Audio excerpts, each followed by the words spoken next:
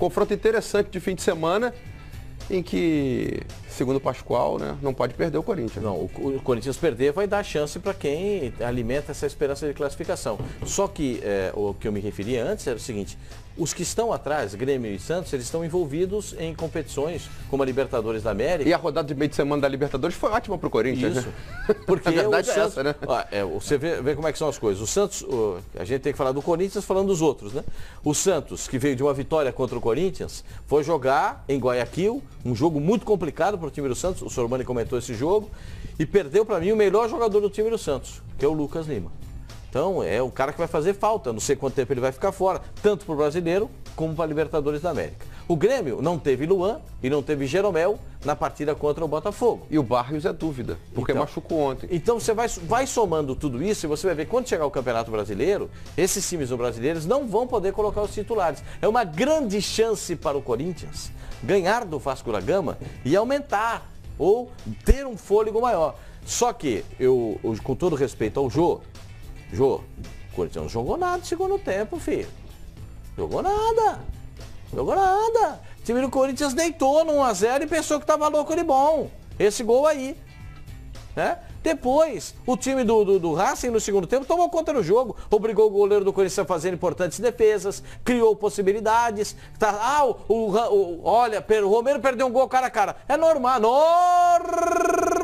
o Romero perder Esse gol aí, ó, Pascoal. Não, o segundo tempo eu tô falando, isso é do primeiro tempo ainda. No segundo tempo, começou o jogo, ele ficou de cara com o goleiro pegou. Ele ficou de cara porque ele fez uma baita de uma jogada. Bateu na frente, saiu na frente. Aliás, está sendo repercutido em toda a América do Sul. Né? Todo mundo pegou o vídeo do drible que ele dá no zagueirão lá do Barbieri, é isso? É. Que ele finge que vai e não vai, aí depois ele finaliza mal. Na hora da finalização, na hora de tirar o 10. Olha o que vocês estão falando. Vamos repetir, o que ele fez? Essa jogada aí essa agora. Aí, tá, ele fez tudo... Não. Tá, ele fez tudo maravilhoso. Essa é do segundo tempo, essa é logo ele. E aí o mais importante que é... Finalizar, o gol ele... O gol é um detalhe, né? O Romero não jogou mal ontem, não. Não jogou. Na verdade, só uma coisinha. Eu acho que o Corinthians... O primeiro tempo do Corinthians foi o primeiro turno. O segundo tempo do Corinthians foi o segundo turno do Corinthians no campeonato. Não, a gente viu isso aí. A gente viu o que aconteceu ontem com o time do Corinthians. Agora, os heróis improváveis ontem, né? Imagina um gol do Maicon na jogada do Marcial. Esse moleque é bom jogador. E ontem disse que o Marcial só ia ficar na defesa e tal, né? Que ele se lançou. Bem, eu gostei da postura do time em relação àquilo que a gente falou ontem. Você até cobrava isso, né, Pascoal? Que o time saísse lá daquela zona de conforto e fosse agredisse um pouco mais o Cássio falhou aí, gente? O primeiro tempo foi legal. O Racing, pera um pouquinho, o cara se virou. O Lisandro Lopes pegou uma bagaçada, uma cacetada de fora do lado. Tem uma falha aí sim, mas não é do Cássio, é de quem deveria estar acompanhando o jogador. Exatamente. Eu acho que a falha aí tem dois jogadores. Um estava por ali e recuou, o Fagner, e o outro não estava por ali, não voltou para marcar o Jadson. Coisa que já aconteceu contra o Santos. O Jadson deixando o Fagner. É o jogador que você falou do Romero aí. O Jadson é o jogador que fecha o corredor pelo lado do campo. Não é essa não. Daqui a pouco a gente vai ver o drible. Não sei se está selecionado aí nesses lances. Uma jogada que ele aplica um drible muito bonito em cima do Barbieri e depois chuta por cima. Aliás, acho que em cima, voltando ao assunto do gol do Racing. Não tem a jogada. Já está no primeiro tempo. O Jadson não volta para marcar e não é a primeira vez. E aí acho que, em consequência disso, erra o Carille nas substituições. Ele tira todo mundo e continua deixando o Jadson lá. Se o time bota o Camacho para tentar ajeitar ali a marcação e tal. Então, mas ele não tira o Jadson, que era o jogador que não estava voltando para recompor defensivamente como deveria. Mas aí você perde a criatividade. É a segunda partida dele como titular depois da fratura nas costelas. Beleza. Esse esquema até 4, por isso, 4. o jogo está pegado, está difícil, tira ele, coloca outro aqui que vai me dar a sustentação de marcação. Esse esquema 4-1-4-1... Não quer ter que sair do time para sempre, não. Naquela circunstância. Esse esquema 4-1-4-1 é muito legal, mas quando todo mundo tá com aquela caixa... Pegando junto. Porque aí não adianta. Porque aí você tem razão. Você tira o Jadson, você tem que reforçar essa pegada. Mas se você tira o Jadson, você reforça a pegada e, obviamente, você perde em criatividade. Não. É uma coisa... não? É surreal isso daí. Não, mas concordo com é você. fato, né? Concordo com você. O tema não é o Santos agora, o tema é o Corinthians, mas ontem o Thiago Ribeiro estava jogando porque ele estava marcando muito bem o lateral do Barcelona. Mas pera, não devia ser ao contrário? Não é o lateral que tem que marcar ele, porque ele é o atacante, o lateral é o defensor. É isso aí. Quer dizer, então você tem hoje em dia em campo jogadores, atacantes, que jogam porque marcam bem o lateral. Como assim? Romero. Mas o Romero, eu discordo, eu concordo ali com acho que foi o Hamilton que falou. Eu acho o Romero um bom jogador. Ele não é nenhum jogador de seleção. No Paraguai tudo bem. Mas eu acho ele bom jogador, ele faz gol.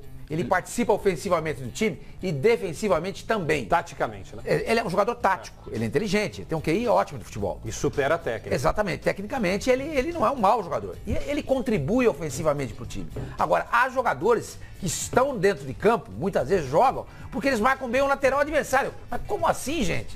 Isso para mim é surreal. O Romero foi bem nas eliminatórias do Paraguai e Uruguai. Ele jogou muito bem, fez o gol. Vamos dar uma olhada no desempenho do Corinthians. A gente preparou um material que mostra o desempenho do Corinthians, jogando principalmente em casa, né? Como é que ele tem esses resultados em casa? Olha aí, desempenho do Timão no Brasileirão. Fora de casa, 8 vitórias, 2 empates, 1 derrota. O aproveitamento é de 78%. Por outro lado, em casa, 67,2% somente de aproveitamento. É o melhor visitante do campeonato com 26 pontos conquistados. Já tem uma sugestão.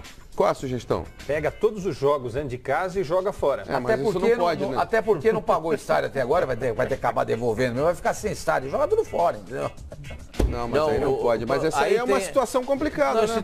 A situação que eu entendo disso aí é que os adversários do Corinthians, especialmente nesses 3 últimos jogos, em casa, souberam marcar o time do Corinthians. Mas se você for analisar, olha só, Atlético Paranaense, Racing e Flamengo, né? Foram os times com quem ele empatou. E perdeu para Vitória e Atlético Goianiense. Então, Vitória e Atlético Goianiense. Lá embaixo. Mas né? a aplicação desses dois times na partida, não nas sai jogos, pra jogar. Não sai para jogar, né? Sai pra jogar. se jogaram por uma bola. No domingo no jogo Santos e Corinthians, eu tava assistindo o jogo e até comentei, o meu filho tá assistindo o jogo comigo, o Corinthians começou a sair pro jogo. Tomou 2 contra-ataques. Que tragédia. A hora que ele fez isso, eu comentei com meu filho, eu falei, o Corinthians está fazendo exatamente o que o Santos quer.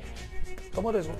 Lá na Argentina vai ter que fazer isso. Vai ter que fazer isso. Porque o 0x0 é do Racing, né? E Exatamente. só não foi mais porque o Ricardo Oliveira estava em impedimento naquele que seria o segundo gol. Mas o Lucas Lima sozinho, sem marcação lá no setor do Gente, do Marcial. o segundo gol que o Santos faz contra o Corinthians é uma piada para um time que tem uma defesa tão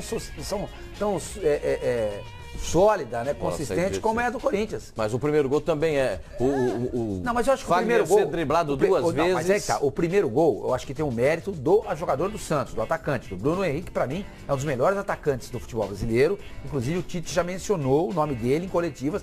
Talvez ele venha surgir rapidamente aí como jogador na seleção brasileira. Ele dá um drible desconcertante no Fagner, ok. Mas aí desmonta. Agora, o mau posicionamento da defesa do Corinthians, o segundo gol do Santos é que chama atenção. Você entendeu? Porque os volantes saíram. Parecia o Palmeiras do Mina. Vai todo mundo pra frente, seja o que Deus quiser. No segundo gol, o Gabriel já não estava mais em campo. Não estava mais né? em campo. Já foi finalzinho de jogo, né? O jogo então, tava acabando. essa é uma questão... O time já cansou, tá tentando no desespero. Agora, é isso, assim, tá muito claro. Não é susto, não é surpresa que fora de casa o desempenho seja melhor do que em casa. Porque hoje o futebol é ocupação de espaço, é disputa por espaço.